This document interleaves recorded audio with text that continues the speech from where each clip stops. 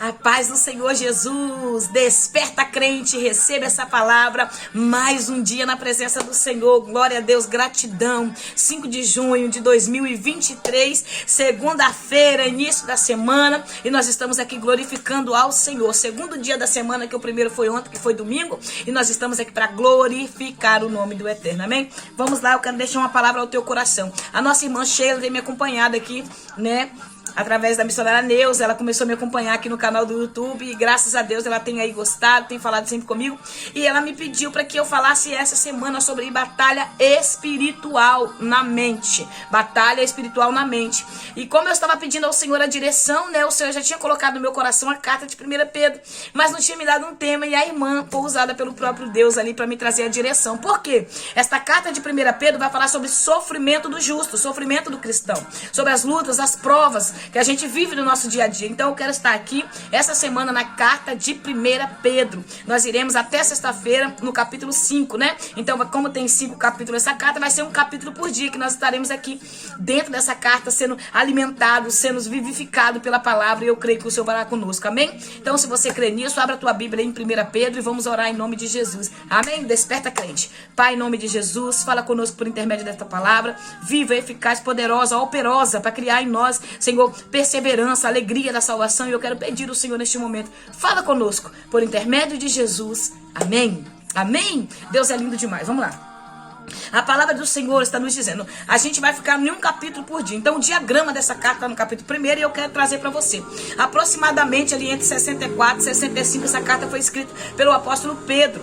É tanto que ele já inicia a tua carta falando: Pedro, apóstolo de Jesus Cristo, aos eleitos de Deus, peregrinos e dispersos nas regiões da Galácia, Capadócia, província da Ásia e da Betina. Então o que está acontecendo? 54 depois de Cristo, um homem chamado Nero torna-se governador. Um homem chamado Nero torna-se naquele lugar autoridade, naquele lugar. Em Roma, esse homem se levanta como governador, como imperador daquele lugar. E esse homem tem 17 anos de idade e é louco, depravado, desequilibrado. Um homem louco. E esse homem manda matar sua mãe e a metade da sua parentela. Para quê? Para ninguém correr o risco de perder a cadeira dele. Ele era o imperador naquele tempo. Porém, Nero era um homem desequilibrado, um homem louco, que satisfazia os seus desejos. Já tanto que alguns historiadores que estudaram vão dizer que 14 desses imperadores, eles eram homossexuais, eles eram depravados, eles participavam de orgias, eram homens loucos, doidos, completamente dominados pelo espírito de Satanás. Então nós vamos entender que esse homem mata a sua parentela, a sua família, para não perder a cadeira. E o cristianismo está crescendo. Depois da ascensão de Jesus ao céu, os apóstolos saem pregando em toda a Ásia Menor. Os apóstolos saem pregando o evangelho de Jesus Cristo, o evangelho da verdade. E o que está acontecendo? A palavra de Deus está crescendo e está sobressaindo. Então a idolatria está caindo, o paganismo está caindo, as religiões de engano daquele tempo estão caindo. E o que acontece? Nero, ele institui o culto ao imperador e ele queria ser adorado pelo povo. Só que havia uma resistência naquele tempo, que eram os cristãos, que só adora Deus vivo. Você entende, irmãos, que nós não dobramos nesse sistema diabólico, nesse sistema demoníaco, para adorar homens, e muito menos coisas, muito menos a adoração nossa é só para o nosso Deus, o Salvador, o Eterno. Aí o que acontece? No meio desse sistema diabólico, esse homem levanta esse culto ao imperador e exige ser adorado como Deus. Ele exige ser reconhecido como um Deus. Então os cristãos se opõem, não adoram Nero, não querem servir a Nero. O que acontece? Nero se veste de ator, coloca fogo em 10 bairros de Roma, deixa 4 bairros de Roma sem pôr fogo, sobe ao monte alto, um pináculo, e fica dançando vestido de ator, louco, depravado. Depois que 10 bairros de Roma queima totalmente, acaba com tudo, ele culpa os cristãos. Os cristãos vão ser culpados de incendiários. Os cristãos vão ser caluniados, eles vão ser perseguidos, humilhados, caçados pelo governo de Roma. Então os soldados de Roma estão caçando todos os cristãos, estão levando preso, estão matando, estão acabando com tudo que eles têm. E eles estão numa grande perseguição aqui nesse tempo. Essa carta é uma carta universal, é uma carta universal para todos. É tanto que essa carta passa de geração, está passando em século, para chegar até nós. Por quê? Para trazer para nós algo que hoje muitos não querem acreditar. aceitar. Muitos hoje que aceitam Jesus acham que a vida cristã é uma vida de balela, é uma vida boa, não vai passar por luta, não passa por prova, não passa por perda, não passa por luto. E esta carta vai nos dizer sobre o sofrimento do justo. Nós passaremos prova, nós passaremos perda, nós passaremos por luta, nós passaremos por dificuldade. Querendo nós ou não, aceitando a gente ou não, nós estamos na terra e nós sofreremos os danos que a terra causa em nós. Então nós entenderemos isso, irmão. No mundo tereis aflições, mas tem de bom ânimo. Eu venci o mundo. Foi isso que Jesus falou. Se no mundo eu vou ter aflição, eu tive câncer nos 2 seios, mas aprove Deus, pela sua misericórdia, me curar do câncer, para que o nome dele seja glorificado. Mas por que Deus te curou do câncer, missionária, e não curou a outros? Deus me curou para mim testificar e pregar de um Deus que cura, de um Deus que transforma, de um Deus que a medicina não limita ele. É isso que Deus está dizendo. Para uns vai ser para morte, para outros vai ser para a vida e para testemunho da glória do nome dele. Aleluia! Porque quem passa por um câncer sabe. Eu não cheguei a leito de hospital, eu não cheguei a passar na mão dos médicos, porque o próprio Deus foi o meu médico e o Senhor curou. Mas o que é isso, missionário? Não, você tem que procurar um médico, mas a ordem de Deus foi eu pagar um preço pela minha vida com a minha fé. Então a fé, irmãos, sem obra é morta, e a obra sem fé também é morta. O que você está dizendo? O justo viverá pela fé, não vive por vista. Eu recebi uma ordem divina de Deus, e ali a minha mente, ela lutava contra a minha realidade. Eu estava com câncer nos 2 seios, mas a ordem de Deus foi orar e continuar a obra sem parar. Então você para e pensa. Meu esposo achava que eu estava doida, porque eu não procurei um médico. A minha filha também, porque eu não procurei um médico. Mas eu sabia que o Deus que eu pregava poderia me curar, e eu vivia aquele momento para poder estar aqui e dizer para você: Deus cura câncer. Aleluia! O sofrimento vem, mas é para a glória do nome do Senhor. Então esse povo está sendo caçados. Pensa aí, como incendiários, como perseguidor. Eles estão sendo caluniados, eles estão sendo culpados de coisas que eles não fazem. Aí o apóstolo Pedro também está no meio aí, irmãos. Ele está sendo perseguido, ele está sendo caçado por amor ao evangelho, por amor a Jesus Cristo. E ele começa a escrever esta carta. Ele chama a Roma de Babilônia no capítulo 5, nós vamos chegar lá. Ele chama a Roma de Babilônia. Então você imagina o nível de prostituição, de idolatria, o nível que não era esse lugar.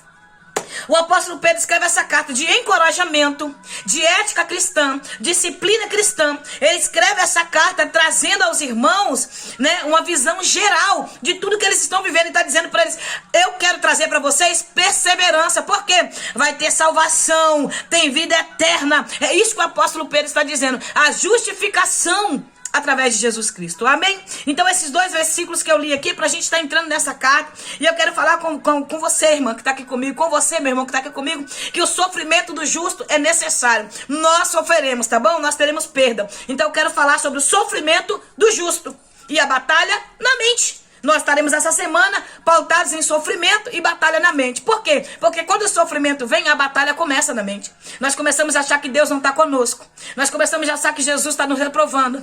Nós começamos a achar que estamos em pecado. Claro, tem pessoas que cometem seus pecados, ficam ocultos, a consequência vem. Mas muitos de nós entraremos num processo de sofrimento porque o Senhor quer nos aprovar no meio disso tudo. Aí ele começa dando glória ao Senhor através de um louvor de adoração e oração ao Senhor. Pedro está dizendo para eles, né, que ele glorifica o nome do Senhor. Se Jesus não for o seu Senhor, não tem como ele ser o seu Salvador. Não adianta você dizer que Jesus é o Senhor da tua vida se você não tem ele como salvador das suas provas, das suas lutas. A luta e a dificuldade vem para que o nome do Senhor seja glorificado na minha e na tua vida. Então o dia mal vai vir. Como que você pode falar de uma vida restaurada se você não passou por nenhum dano, por nenhum prejuízo, por nada que destruiu? Como é que você pode falar de restauração de família se você nunca viveu nada no meio da sua família?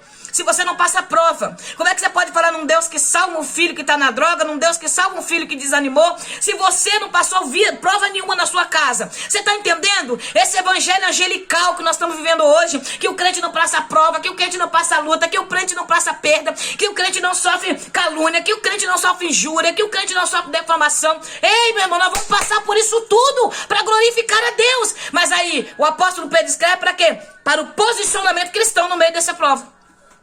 Qual tem sido o teu posicionamento, irmã? Eu sei que batalha todos nós estamos sofrendo. Ontem eu travei uma batalha, mas Jesus me deu vitória porque ele é fiel. Como eu vou falar de vencer essa guerra?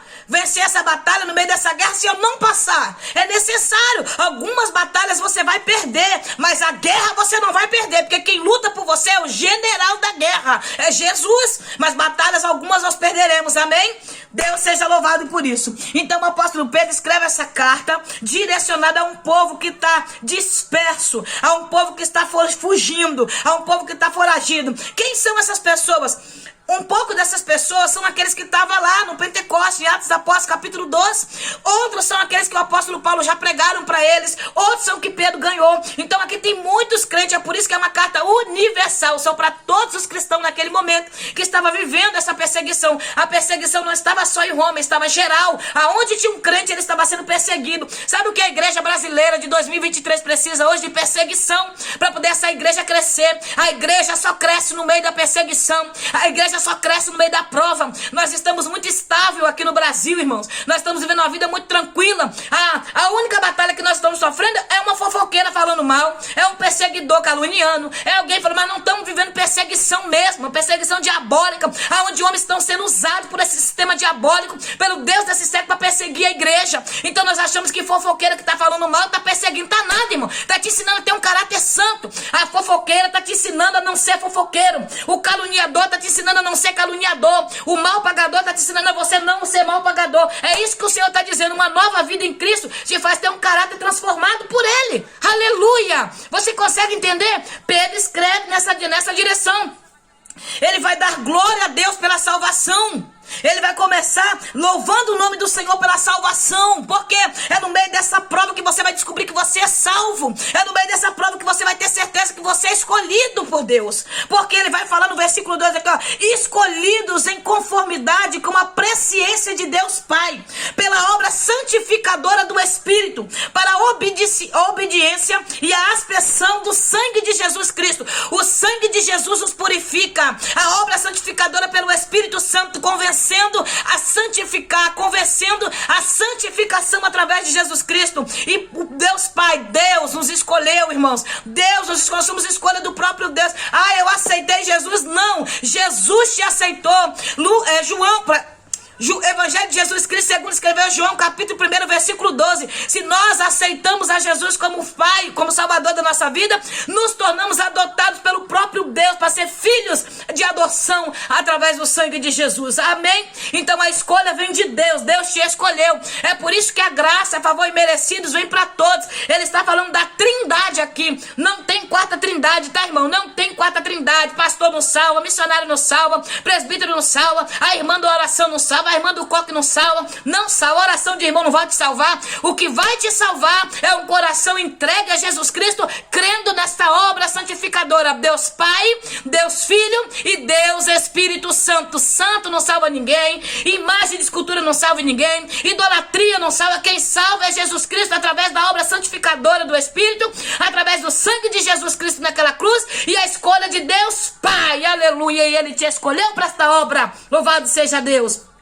Entrega a tua vida ao Senhor. Só existe uma trindade, tá? Deus Pai, Deus Filho e Deus Espírito Santo. Não existe quarta trindade. Então pode inventar a idolatria que for, pode inventar o sistema religioso que for, pode inventar a religião que for. Só quem salva é Jesus, aleluia, que deu a vida por mim e por você. Louvado seja Deus. Mas no capítulo 2, que é amanhã, nós falaremos sobre isso, sobre a pedra angular. É amanhã, tá bom? Em nome de Jesus. Bendito seja Deus Pai, Deus Pai de nosso Senhor Salvador Jesus Cristo, porque de acordo com a sua extraordinária misericórdia, nos regenerou uma viva esperança por intermédio da ressurreição de Cristo Jesus. Você está entendendo?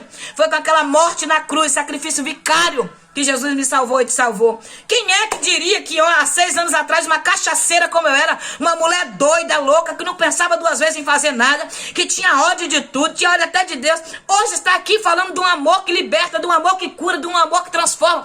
Você acha que Satanás vai ficar de braço cruzado em saber que eu sirvo a Deus de verdade, não de brincadeira? Você acha que ele vai ficar olhando, ai que bonitinha, ela saiu da cachaça, ela saiu do mundo da prostituição, da loucura, da droga, ela saiu de lá e agora está aqui servindo? É claro que não, irmão. Ele vai lutar para tentar parar. Ele vai lutar para tentar fazer você contradizer com aquilo que você vive. Ele vai guerrear, vai levantar pessoas, vai usar capariquito, papagaio, vai usar quem for para tentar fazer você retroceder. O objetivo do diabo é tentar fazer a gente retroceder no meio da perseguição.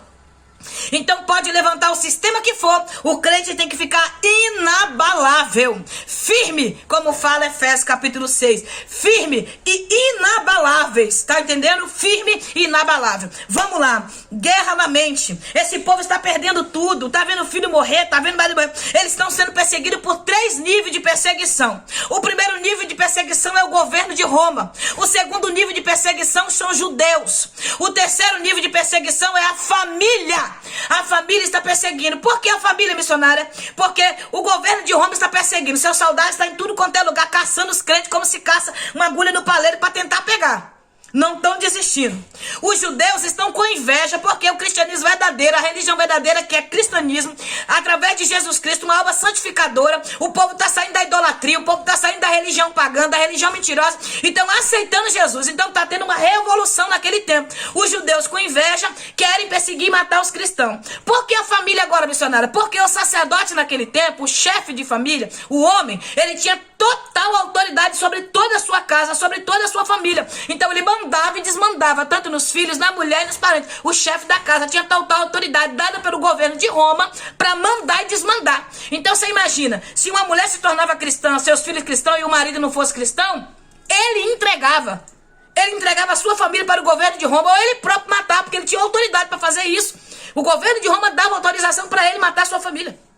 Então você imagina 3 níveis espirituais de perseguição: governo de Roma, religiosidade. Pior coisa que tem é crente religioso, irmão. Crente religioso, eu tenho 200 anos na igreja, eu sou pastor, eu sou missionária. Tem irmãos que não aceitam nem ser chamado de irmãos. Tem pessoas que se você chamar pelo título que ele recebeu, para poder glorificar o nome do Senhor, porque Efésios capítulo 4 fala, cada um fica naquilo que foi chamado. Deus instituiu o governo, Deus instituiu a hierarquia da igreja, não para você pisar, não para você mandar, não para você se soberbecer, mas Deus instituiu para que você glorifique o nome dele. Capítulo 5 da primeira epístola, de Pedro, nós vamos falar sobre isso, mas é sexta-feira esse assunto. Então aprenda isso. Esses 3 níveis de perseguição estão sofrendo.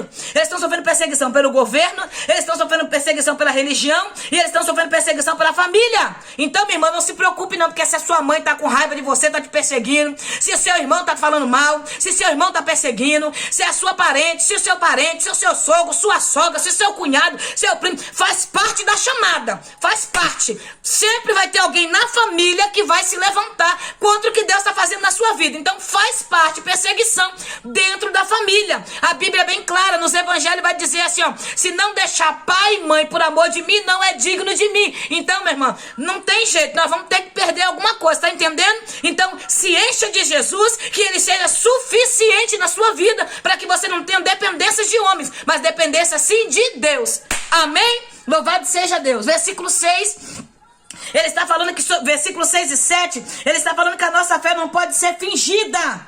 E tempo é um princípio, nós vamos passar momentos de luta, de perda, de ficar, mas passa. Tiago fala que tudo passa e passa depressa. Então esse momento de dor, esse momento de luta, esse momento de prova, essa batalha na mente vai passar, tá entendendo? Só que você precisa permanecer fiel. Crente vai viver prova. Aí ele está dizendo no versículo 7 que a nossa fé tem que ser passada pelo fogo. Esse cristianismo que você testifica aí, eu sou crente, agora eu tenho 40 anos na igreja, eu tenho 200 anos na igreja, eu tenho 5 anos, eu tenho 1 ano na igreja, eu tenho 2 anos, eu tenho meses. O Senhor está dizendo, vai passar pelo fogo, essa fé vai passar pela prova, para ela não ser fingida, não ser uma fé falsa, vai ser uma fé verdadeira, pois você não vê Jesus, mas crê nele. Você não vê o corpo dele no versículo 8, mas está dizendo, mas você acredita que salvação é através dele. Aí continuação do capítulo, fica no capítulo 1, que é onde nós estamos, do versículo 10 em diante, ele vai falar a respeito da salvação que veio através dos profetas. O Espírito de Deus usou os profetas apontando para o Messias, apontando para a volta de Jesus Cristo, para a redenção através de Jesus Cristo, para a salvação através dele. Então a justificação, quando nós aceitamos Jesus nessa graça salvadora, é no sacrifício vicário, é quando você crê que Jesus deu a vida por você. Aí o versículo 9 está dizendo assim, ó, porquanto estás realizando o alvo da vossa fé, a salvação. Tá entendendo? De todo o vosso ser, de toda a vossa alma. O objetivo da fé é o quê? Céu, é salvação, é vida eterna. O versículo 9 está dizendo que nós temos um alvo, nós temos um caminho a trilhar. 1 Coríntios capítulo 9, versículo 27, o apóstolo Paulo fala assim, versículo 26 e 27 diz assim: eu não ando como se eu não tivesse alvo, eu não corro como se eu estivesse correndo contra o vento, eu tenho um alvo, eu tenho um objetivo. Aí ele continua: eu esmurro meu corpo para que ele me obedeça, para que eu não pregue aos outros e naquele dia eu seja reprovado por Deus. Ele está dizendo que nós temos um alvo, o alvo de tudo que nós estamos vivendo é o céu. Nós iremos ganhar no céu a força, irmãos. Céu com guerra, com luta. Você vai lutar pela sua salvação. Esse corpo aqui é matéria. Quando ele descer ao pó, quando ele descer à sepultura, os bichos vai comer. Mas a sua alma é eterna. A sua alma escolhe hoje aonde vai passar a sua eternidade: no inferno com Satanás e seus anjos, ou no céu com o Senhor. Ah, eu não acredito no céu. Então, meu irmão, pede a Deus uma experiência, porque o que tem de crente dentro da igreja que não acredita no inferno e não acredita no céu não é pouco. É tanto que hoje eles brincam com a salvação, é tanto que hoje eles prostituem, eles compram, não pagam, rouba, mente, engana, e tá lá dentro da igreja dizendo que é crente, vestido de crente, porque não tem temor de Deus, não acredita na salvação. Não acredita que essa caminhada é para o céu, é para a vida eterna. É isso que Deus está dizendo. Você que perdeu o temor e está vivendo de qualquer maneira na igreja, você esqueceu que existe o inferno e esqueceu que aquele que julga todas as nossas obras irá julgar a igreja de Deus. Nós passaremos pelo julgamento até pelas obras que nós estamos fazendo. Quem canta, quem prega, quem profetiza, quem está aqui. Eu estou aqui trazendo esse vídeo para que você cresça espiritualmente, mas o Senhor vai julgar a intenção da gravação desse vídeo. O Senhor vai julgar a intenção. Eu quero ver agora, minha filha, para quem você gravou aquele vídeo. Foi para glorificar o meu nome ou foi para ter fama, para ser conhecida, para o povo falar o teu nome, para as pessoas chamarem você para pregar? Tudo vai ter julgamento. Deus vai julgar. Você está entendendo? Há dois tipos de julgamento: o julgamento da igreja, para passar pelo fogo as obras, que será aprovada, ela passará a receber a galardão. Se for queimada como palha, infelizmente vai ter alguns que vão andar no céu, mas não vai ter muito brilho. Daniel capítulo 3, versículo 3, se eu não me engano, 12, não consigo lembrar. Você que está no último capítulo de Daniel, no capítulo 12, que vai falar sobre uns não brilharão, uns brilhará como astros no céu, aqueles que fez a obra para o Senhor, aqueles que liderou, aqueles que pastoreou para glorificar o nome do Senhor, aqueles que pregou para glorificar a Deus, aqueles que não quis roubar a glória de Deus, aqueles que não prostituiu a igreja, que não vendeu a sua chamada, que não pregava por dinheiro, que não cantava por dinheiro, que não ficava dando valores absurdos para poder extorquir a noiva do Cordeiro. A noiva de Jesus, ela é imaculada, ela é pura, ela é virgem, ela não é prostituta. Então não usa a obra de Deus para prostituir, amém? Louvado seja o nome do Senhor. Eu sei que tem gente que vai me criticar, mas eu não estou nem preocupada. Eu não me preocupo com críticas humanas. Eu quero saber o que Deus está falando de mim. É a aprovação de Deus e não de homens, amém? Louvado seja Deus. Eu quero adiantar para encerrar, porque o tempo sempre é curto. Para falar de Jesus é muito maravilhoso, é muito bom. Aí ele vai falar sobre o profeta, livro de Isaías, que mais profetizou sobre a vinda do Messias. Ele vai falar Oséias, Jeremias, Ezequiel. Todos os profetas foram usados por Espírito de Deus. Aí você lê do versículo 11 ao versículo 12, tá bom? Versículo 10 ao versículo 12, você lê aqui no capítulo 1 depois. Não vai dar pra mim estar entrando em tudo, não.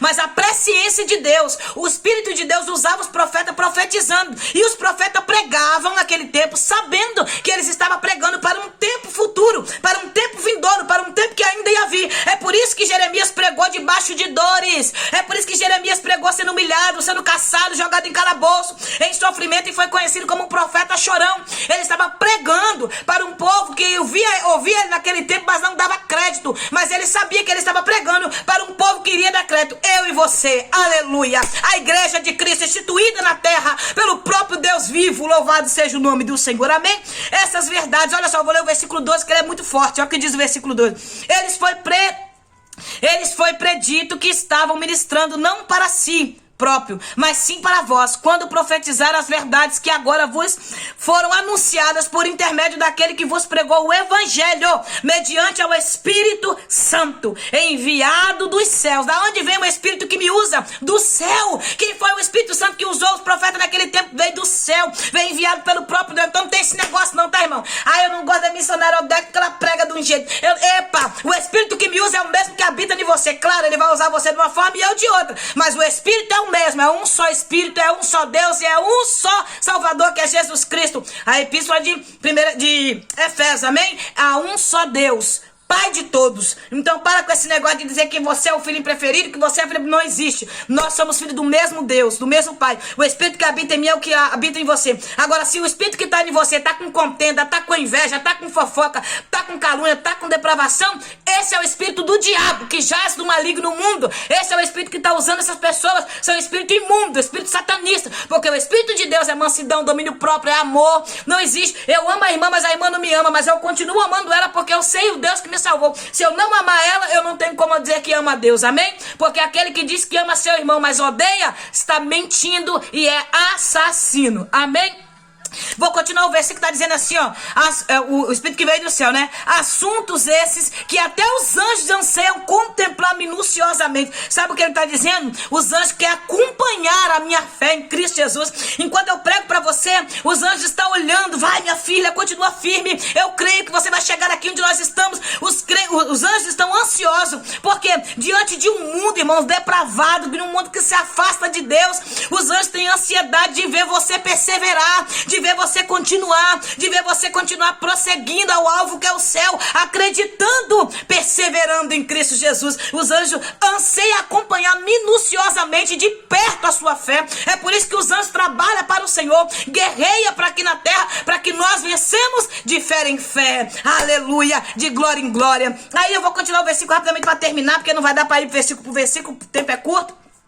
Mas do versículo 13 ao versículo 21, ele está falando: sede santo, porque o vosso Pai é santo. Ele está dizendo assim, ó, que a característica do divino, ela tem que me inspirar, ela tem que me impulsionar, ela tem que me fazer querer ser pura, querer viver uma vida santa, sair do pecado, sair daquilo que tira os valores cristãos, sair de todos os ambientes que depravam, todos os ambientes que tiram a graça de Deus da minha vida. E o versículo 18 diz que o sangue de Jesus é suficiente na minha vida e na sua vida, porque nos tirou de uma vida vazia, de uma vida sem Deus, para viver a vida. Fomos resgatados, nós somos resgatados pelo sangue precioso de Jesus, para que viva uma vida sem defeito, uma vida pura, uma vida santa, através de Jesus Cristo. Conhecendo todos esses fatos, versículo 20, a criação do mundo, aleluia, nós ficamos firmes agora, crendo que é os últimos tempos, e louvando a Deus com a nossa vida, com as atitudes da nossa vida.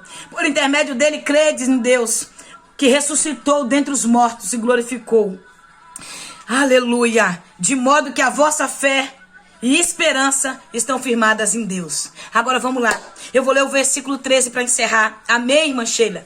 Que Deus te abençoe a sua vida e te tire você de qualquer batalha espiritual e te faça entender que essa batalha vem para crescimento espiritual. Versículo 13 é um versículo que eu amo. Foi porque quando eu estava numa grande batalha espiritual, uma grande batalha na mente, Deus falou comigo nesse versículo, diz assim, ó: assim sendo estáis com a mente preparada, prontos para agir, alertas, depositando toda a vossa esperança na graça que vos será outorgada na plena revelação de Cristo Jesus. Ele está dizendo, o seu pior inimigo é a sua mente, que sabe tudo que você faz e tudo que você pensa. O seu pior inimigo não é Satanás, que está guerreando, lutando, levantando e caindo para tentar te parar. Não é as potestades, não é os principados, não é os dominadores desse mundo, não é o sistema mundial, não é o irmão da contenda, não é o irmão da fofoca, não é a irmã invejosa, não é a calúnia, não. O seu pior inimigo é a sua mente, que mente para você. A mente mente para você. Pessoas nos decepcionam. Então o que Deus te chama hoje é para você estar com a sua mente curada, transformada, uma mente preparada, prontos para agir. Como assim, missionária? Pronto para ser chamada para o arrebatamento. Se hoje for o arrebatamento da igreja, sua mente tem que estar curada. Então revestivos de toda a armadura de Deus, aleluia. Reveste-se do Senhor Jesus Cristo, crendo que o homem é como a relva e como a flor, murcha e cai. Ele está dizendo, o tempo é um princípio. Versículo 24 e 25, depois você lê. O tempo é um princípio. 2 Pedro capítulo 2, versículo 8. O tempo é um princípio. Então, irmãos, não se engane. Um dia para o Senhor é como 1000 anos, e 1000 anos para o Senhor é como um dia. Amém? Que Deus te abençoe, que o Senhor venha te dar força no meio da prova, no meio da luta, no meio da dificuldade, no meio da perda, da escassez, e seja glorificado o nome do Senhor. Que a nossa fé não seja falsa e nem fingida, mas seja verdadeira. Então, fica com o versículo 9 para sua meditação no dia de hoje, amém? Porquanto estás realizando o alvo da vossa fé, a salvação do vosso ser, a salvação da vossa alma. Então, esse sofrimento está cooperando para a salvação, para a vida eterna em Cristo Jesus. Amém? Que Deus te abençoe. Ore por mim, eu oro por você. Juntos chegaremos ao céu. Se esse vídeo te edificar, passe para mais alguém. Abençoa a vida de mais alguém. Dá o like, se inscreva no canal e que Deus te abençoe em nome de Jesus. Ore por mim, que eu oro por você. Amém? Deus está no controle de tudo e de todos e da nossa vida. E a igreja de Jesus está na palma da mão dele. Isaías vai dizer que o nosso nome está escrito na palma da mão do Senhor. Isaías vai dizer que o Senhor é tão grande que a água do oceano está na concha, na palma da mão dele como concha. Isaías vai dizer que os pés do Senhor estão sobre a terra como estrado. Esse é o tamanho do teu Deus. É ilimitado a grandeza desse Deus. Está agindo operosa, aleluia. Depois você lê o versículo 23. Que a palavra de Deus, nós somos resgatados, né? Não por algo perecível que vai acabar, que vai morrer, não. Algo imperecível. A palavra de Deus, ela é fiel, ela é operosa para fazer crescer em nós. Então leia a Bíblia. Não leia a Bíblia quando você estiver na igreja. Não leia a Bíblia na escola dominical. Não leia a Bíblia num culto de ensino. Leia a Bíblia na sua casa também. Leia a Bíblia todos os dias. Se alimente da palavra para que você tenha força e creia que essa palavra, ela é operosa para crescer em nós e dar frutos dignos de arrependimento e que nos leve ao céu. Amém? Deus te abençoe. Sou grata a Deus pela sua vida e que a paz do Eterno esteja com você. Amém?